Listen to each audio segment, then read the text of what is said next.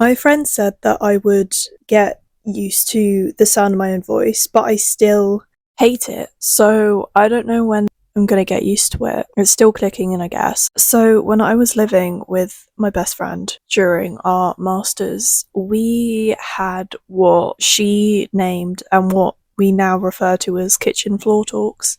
Because we would like come home from our like evening classes or in the morning when I would be making breakfast and she would be up and like, come back from walking her dog, her gorgeous doggo. We would somehow like just start talking in the kitchen and then we would talk for so long that she would be like, well, she started it because she would be like, oh, I'm just going to sit on the floor. And then I was like, okay, I'll join you. And then we would end up just sitting on the kitchen floor for like an hour or 2 hours just talking. And it would be the most like random, mindless, boring, silly things that don't even matter, but it's just funny because your best friend is with you. Or the most like deep thing in the world, and we would like both cry or both have like a moment or both compliment each other and hype each other up. And it would be like midnight or 1 o'clock in the morning, and then we would have this really like deep moment, and then we would look at the clock and be like, damn, we should go to bed now. So yeah, this is kind of like gonna be a kitchen floor talk, I guess. Just probably a lot of like mindless, unimportant BS that I'm just gonna rant to you about stuff that's going on in my life, I guess. It doesn't matter.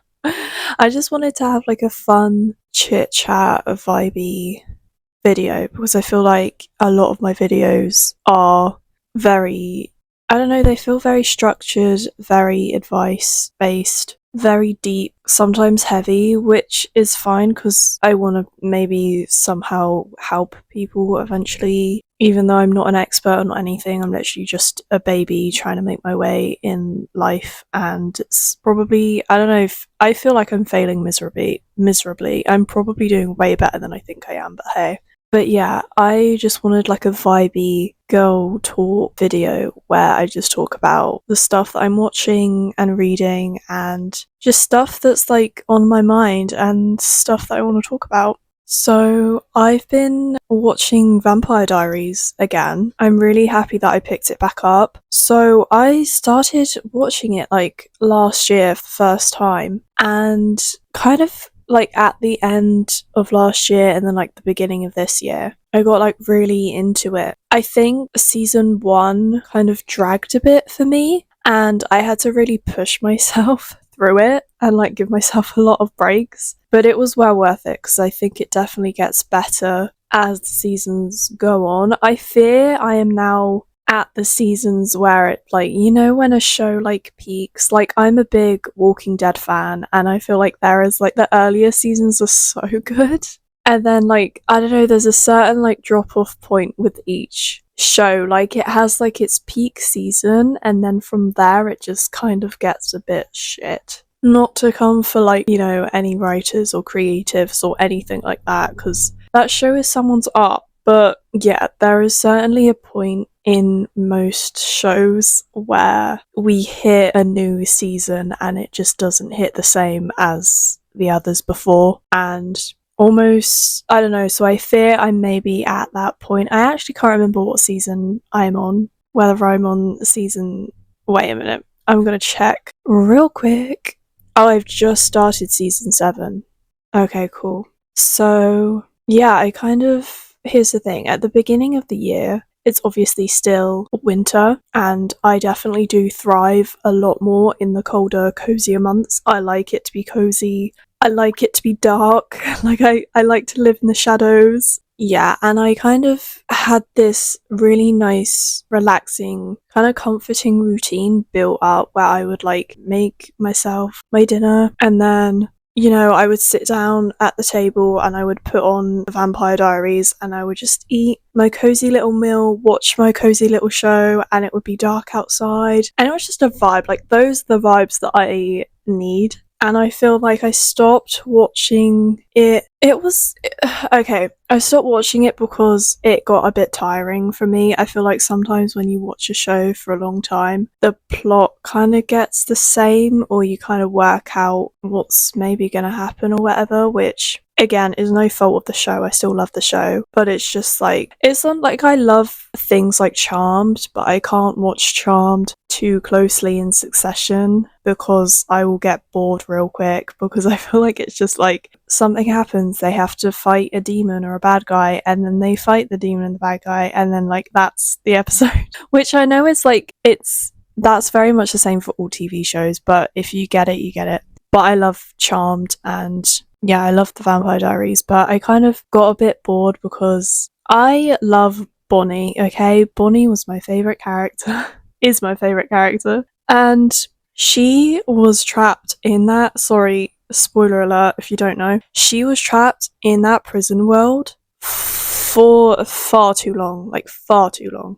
And it like really started to drag and take the enjoyment away from the show, because I felt like every episode it was either just like didn't mention her at all, or it would be like, oh, we're gonna get her out, and then at the very last minute something goes wrong and she's not getting out, and it dragged, and I was getting so frustrated, and I was like, when is my favorite character coming out of this stupid prison world? And like, why is also we need to talk about Kai. Everyone loves Kai, and he's a good villain, but like to the point where I hate his guts and I feel so angry. And I've never had that reaction before to a villain type character. And I've watched a lot, I feel like we all watch a lot of TV shows where there's like an evil guy or a villain or whatever that we're meant to hate. But I have not felt this strongly about a villain in like any of the shows that I've watched, apart from maybe like the smoking man in the X-Files, or like, I don't know, just the guys who like come for Scully, which is I guess like every guy in the show, because everyone just goes for Scully.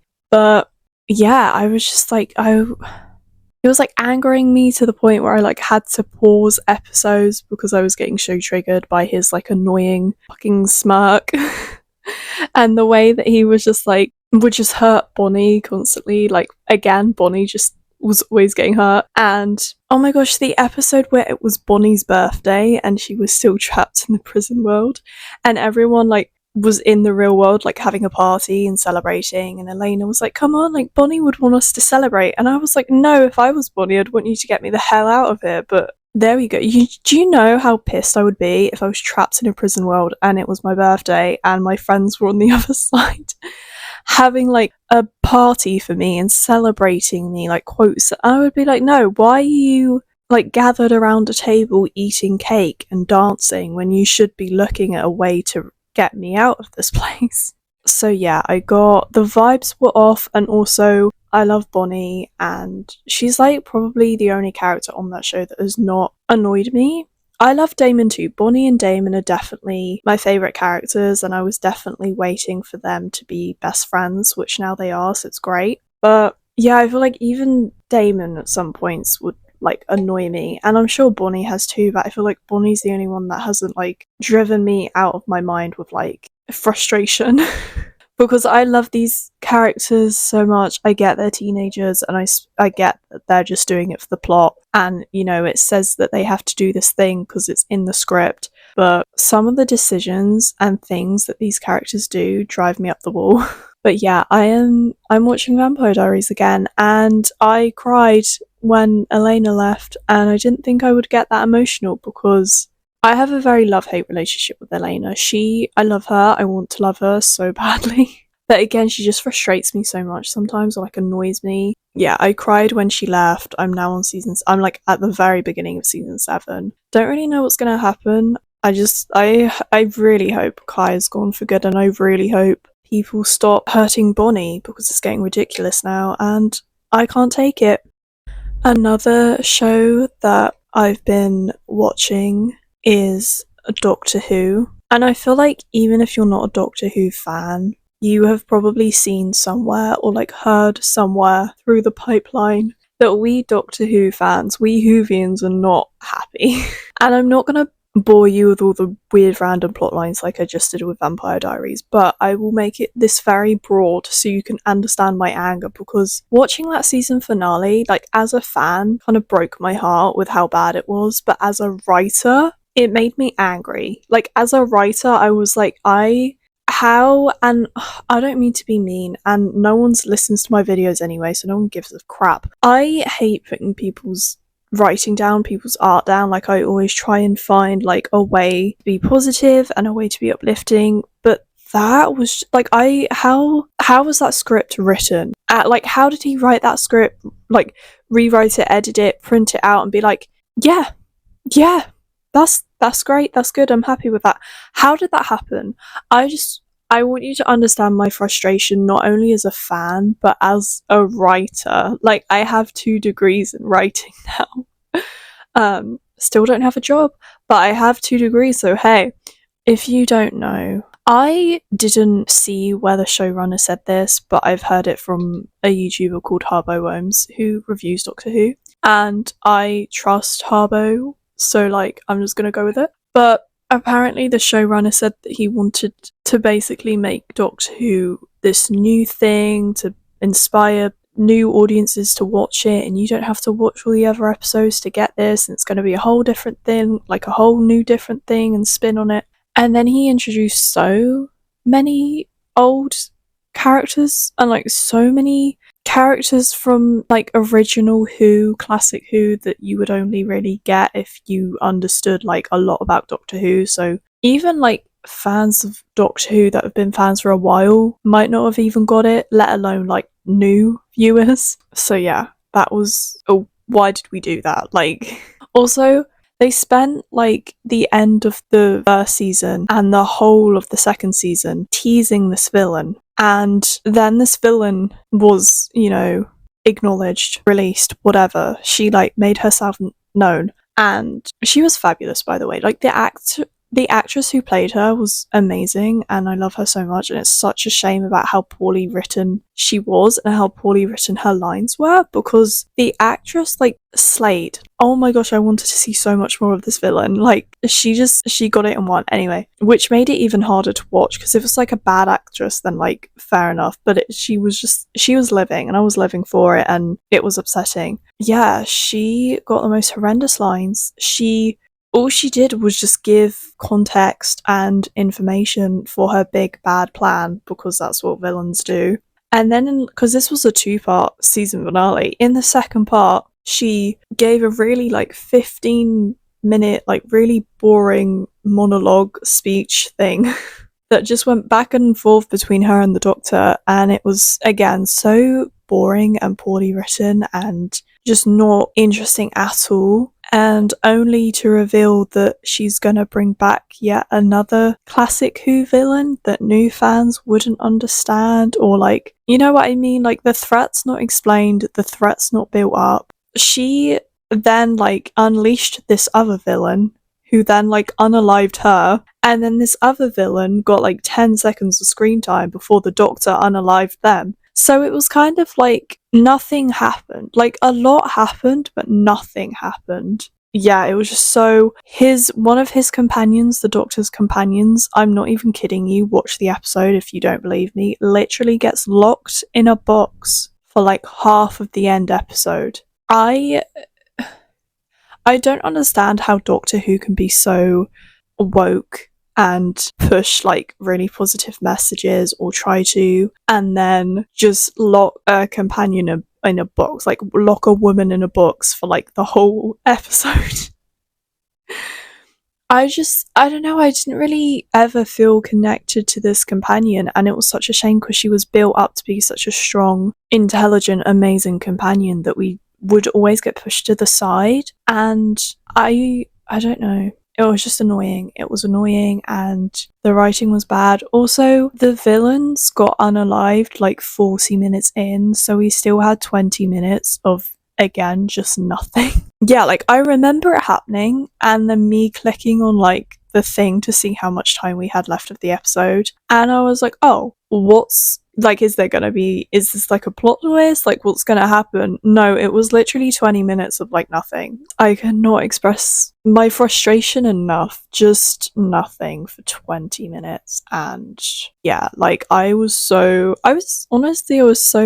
angry and so sad. Here's the thing, and it's like cool now to be nerdy and stuff, but when I was a kid, it wasn't cool to be into Doctor Who or whatever. And now it is, and that's so amazing. I love it. But like now it's not, because like it's just so bad, and it's turned into like a meme of like how bad it is. Like Whovians hate Doctor Who, and yet we still watch it because we love it and we want it to be good and we want to love it. But it's just not, I don't know. And I know I'm maybe not the majority. I know some Whovians obviously still love it, and that's amazing. But yeah, watching this last episode just made me like heartbroken. And I thought I was being overdramatic because, again, the YouTuber Harbo Worms, he did reviews of each Doctor Who episode, and every time I watched a Doctor Who episode, I felt like I was so negative. And I would come to his YouTube channel, watch his reviews, the only review channel I can stand and watch because he's just so good at making them engaging.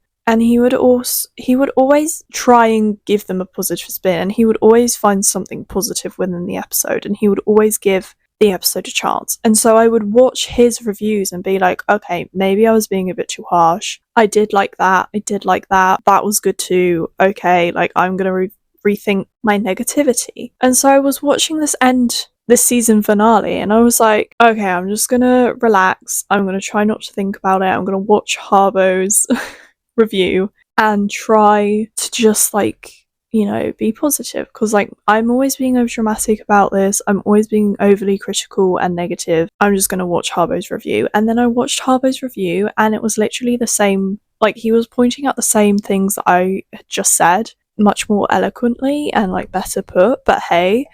And at the end of his video, he was like, I just don't find joy in Doctor Who anymore, and this episode was so bad that I just don't want to make another video about Doctor Who ever again. And I was like, oh, so I wasn't being overdramatic. I had a point. I had several points.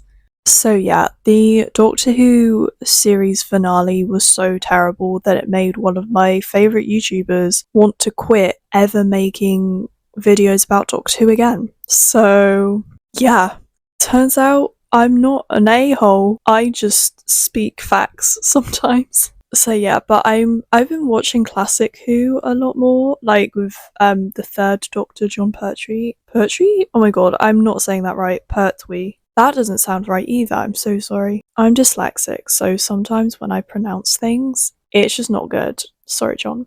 But yeah, I've been really enjoying it. Number 3 is kind of like number 9, Christopher Eccleston, in the way, for me, because in the way that I always thought 3 and 9 were like the really grumpy ones, and I almost didn't watch 9 because I was like, oh, he's gonna be grumpy. And then I watched 9 and I was like, oh, wait a minute, he's kind of really cool and funny and like happy, and yeah, I like this guy. And same with 3, I just randomly started like watching an episode of Classic Who because it was just on the TV one day, I guess, on one of those, like, you know, not the horror channel, but like one of those weird random channels you get on the TV set? What's it called? Cable TV, that's it. And yeah, and I was like, wow, wait a minute, like 3 is actually kind of badass. Like, why did I think he was grumpy? He's so cool. So yeah, I'm gonna make a little ritual with myself to start watching like an episode of Classic Who every Saturday, now that Doctor Who has ended, and also just to cure my disappointment in New Who. Because yeah, I feel like Classic Who, my dad and I were talking about it like a month ago now, I guess. He doesn't watch Doctor Who anymore, he's not that fast, but he used to watch it when he was younger with 3 and 4, and he said like it was so bad that it was good, and it was kind of like, it was campy and it took the piss out of itself. And watching Classic Who, first of all, Classic Who is for the fashion girlies. Second of all, so over dramatic and campy and ridiculous, and just yeah, the best thing ever. Like, yes, give me low budget monsters and aliens. I live for that. Yeah, because I started watching with Matt Smith, so that was like my introduction to Doctor Who. And I remember like before every episode, like little 9-year-old 8-year-old me would like squeal with excitement. I would squeal because I was so excited for an episode because it was just so good and I enjoyed it and I loved it so much. I was kind of disappointed when Harbo Worms got to reviewing Matt Smith's seasons and just like completely was negative for like most of the episodes, but it's, hey, not everyone understands the genius of Matt Smith, and that is okay. I was so excited to watch them, and watching this new Who has just kind of sucked the fun out of it a bit, and yeah, but I'm gonna watch classic Who and make it more fun. I ranted way too long about Doctor Who, I'm so sorry. I'm just a girl and I'm just a nerd. Anyway, what else do I want to talk about? Oh, it's summer. It's June now. It's my birthday month. I turning 23 at the end of June, which is, it's not scary. I'm trying for it not to be scary. It's not scary. I love aging. Every time I grow up and move and grow and a year goes by, I'm wiser. I'm in a much better headspace, and aging is a blessing. When I was a teenager, I had such a different view of aging than I do now, and yeah, I just can't wait to age and get older, and because with every year my life gets better and like my mental health gets better, the way like how much I grow and learn, and like I feel like every day I'm just on my way to becoming more myself. So yeah, I'm really excited, but there's just this little voice inside my head that's like, you should be further along in life right now, you should have this by now, you should have that by now, you shouldn't be living with your parents by now, you should have gotten your own place by now, you should have got this by now. And I'm trying to do all of these things to try and feel like I have my shit together, and nothing is really coming to me right now, which is fine. I'm trying to trust in myself. I am doing enough because I am, but also just trust in divine timing, or whatever you want to call it. Trust in the universe and my guides and my higher self for being with me and just guiding me. And I'm not good at summer though, like I'm really not good at summer. Like I said at the beginning of this video, I'm an autumn girly, I'm a winter girly. I love to get cozy, my jumpers, and have a cappuccino and be pale in peace, honestly. Like I think that's one of my problems with summer, is that like in autumn and winter, everyone, like no one gives a shit that you're pale in the colder months. Like no one says anything, everyone leaves you alone, everyone's covered up, nobody cares. When it is summer, the pale comments fly, and they keep flying, and I can't take it. It makes me feel so insecure and so shit, because I can't tan. I burn and then I just go pale again. I remember once I wore like shorts, and I hate wearing shorts for a number of reasons. Like I hate showing my arms or legs, which is another reason why I hate summer, because like you have to show your arms and your legs kinda when it gets really hot. Anyway, but also just the fact that I'm pale. And I remember one summer, like ages ago, my dad just saying a comment was like, oh, you're like, you just need to get out in the sun more. And I was like, you know what? You gave me these jeans. How dare you shame me? Like, my sister and my mum tan beautifully. They go so dark. And it's just, they love being out in the sun. They love the heat. Me, my dad, and my brother, we burn. We burn, and then we go back to being pale. We go back to being Casper the Ghost. I'm not like gonna damage my skin and potentially make myself ill by purposely burning myself and then just going back to being pale again. But yeah, like everyone, I don't know, everyone just is so bothered by people being pale in the summer, but when it's winter no one cares.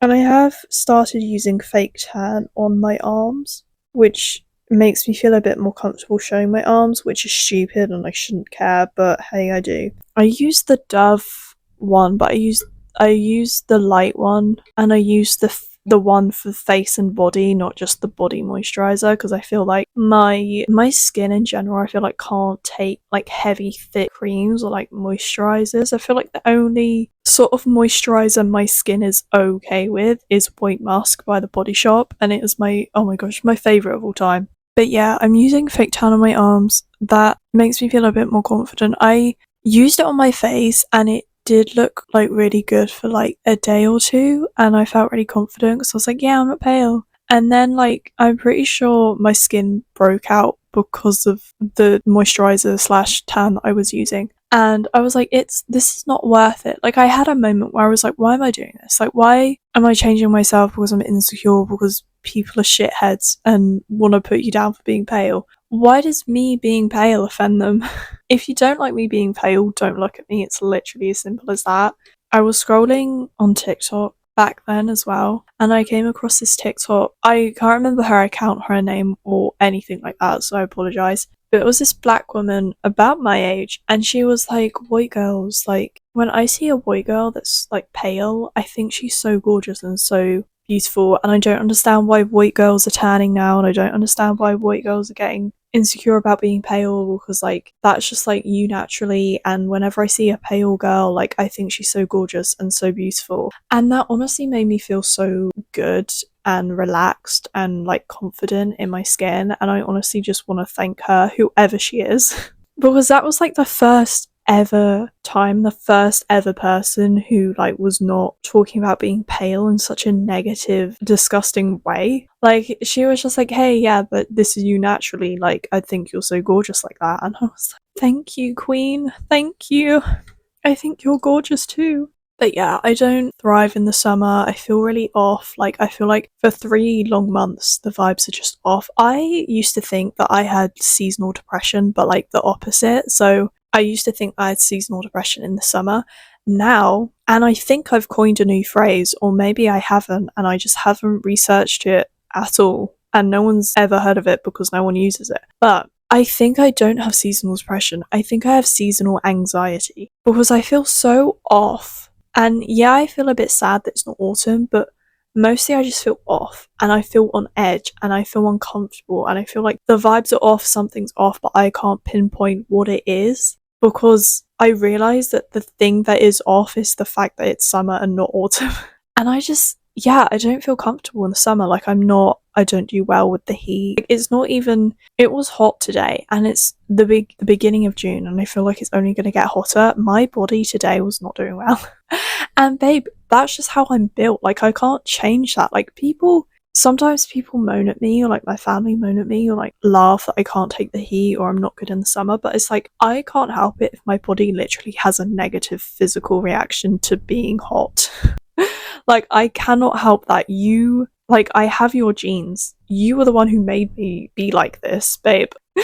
You were the one who birthed and made this pale, shadow loving creature, okay? Live with it. But yeah, I'm just trying to vibe. Like I'm trying to find joy in the moment and not wish away my time, not wish away the summer. I'm gonna enjoy my birthday at the end of this month. I'm gonna go to, I don't know, I just want to hang out with myself and hang out with my friends and try and have a good time, even though I'll be like, something's off the whole time.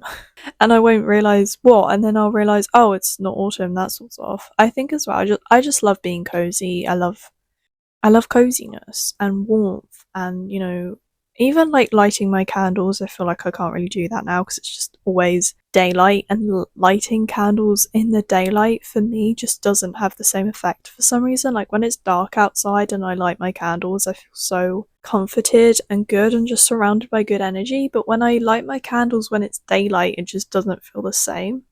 There is one good thing though. I discovered the best iced coffee, but I fear I will not have it again. And here's why. So first of all, I think I'm turning into a coffee snob, or rather, I think I found like my coffee place, like the coffee shop that I like the most. It used to be Nero when I was at university. Now I've discovered coffee number one. And at the beginning of the year, I used to take myself on coffee dates and I used to bring my book and get a cappuccino and just read in there while it rained outside, and I read my book and it was honestly a vibe. And it was lovely and I loved it and it was great. But I was out walking one time and it was really, really hot. It was like, May, and it was spring, but it was really, really hot. And I was like, oh, I hate this. All I want is a coffee. All I want is a cappuccino. And then I went in and I was walking towards the coffee shop and I was like, should I try something different? Like, should I try an iced coffee? Because I really want a coffee. I really want a cappuccino, but I feel like it's just too hot right now and I want something refreshing. So I went up to the counter and I was like, I'll have an iced caramel latte, please. And the employee was like, do you want it strong or sweet? And I was like, strong, baby, strong, please. I love the taste of coffee, but I do have a sweet tooth too. But I feel like if the coffee's too sweet, it ruins it. And I do definitely like to taste the coffee, like, while it being like a little bit sweet. Anyway, so when he told me the price, I started to freak out a little bit, I'm not gonna lie. But I zapped my card and I was like, yeah, whatever. Pfft. Inside, I was like, I turned into my dad basically. I was like, sorry, how much?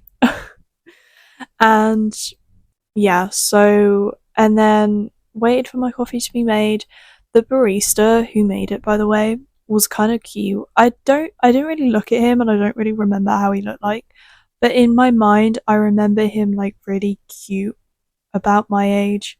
He had like dark brown, like curly hair, which is, I love dark curly hair, so that was my type already. And when he handed it to me, two things happened. First of all, he had like a really sweet, nice smile, and I just remember him as really good looking. I don't know if he actually looked like that or I'm romanticizing it in my head, but I remember at the time I was blown away by how like cute and sweet his smile was. But the second thing that happened was I noticed how tiny the coffee was. And I started to freak out again because I was like, oh my god, I just paid £1,000 for this tiny coffee. But I took it, I smiled at the cute barista, and I took my coffee and I walked out. And he had somehow managed to give me 2 lids, so the straw was really hard to get into the coffee, which was like another thing that made me even more anxious because it was like the build up, and I was like, I just want to taste the coffee to see if I wasted my money or not, to see if I went bankrupt for no reason. But I finally got the straw in and I tasted it. Oh my gosh, the best thing I've ever tasted. I have since ordered this coffee 2 other times and it has not been the same. It's been good, it's been really good, no regrets, but it hasn't been as good as the time that cute barista made it. And you know when I don't know if this is going to make sense, but you know when you get drinks from coffee shops or wherever, you can taste when the barista has made it with love, right? You can taste when they've made it with care, with love, or you know, perhaps they're having a bad day, or they're just rushed, or they don't care. Like I've had some really, and no offense to baristas, I'm sure, I can't imagine how stressful the job is, and you know, you're busy and you have to remember how to make 5,000 drinks, and you probably have to deal with a-holes all day. So I'm not putting down baristas at all. You can definitely tell when someone has just like not given a fuck with your drink.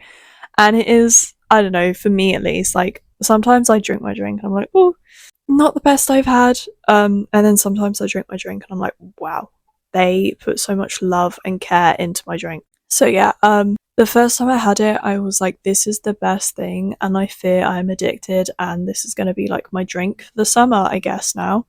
It had ice in it, like it was an ice latte, but it was still kind of warm. But weirdly it worked. Like it was like cold but warm at the same time. I really don't know how to describe it. But yeah, oh my god, it tasted so good. It was the right amount of like strong coffee and then like a hint of the caramel. Oh my god, it was so good. It was so good. And I've since ordered it 2 more times and the cute barista was not there and someone else made it. And it like went down gradually. Like the first time I had it was really, really good, mind blowing, obsessed. The second time I had it, okay, not okay, good. Not like 10 out of 10, but like 9.5 out of 10. You know what I mean? Like there was a little something missing, but it was still amazing. The last time I had it this week, it was good, but it was like a 7. And I also feel like the barista, because each time a different barista made it, and I feel like this barista just like did not give a fuck, which is fair enough. Totally fair enough. And it was still a good drink. Like I still really enjoyed it. It just wasn't the same as like the first couple times that I had it, which is a sign that I should probably stop spending my money on these coffees for a while, and because it's good to treat yourself, but also I feel like the more often you have something, the less appreciative you are of it.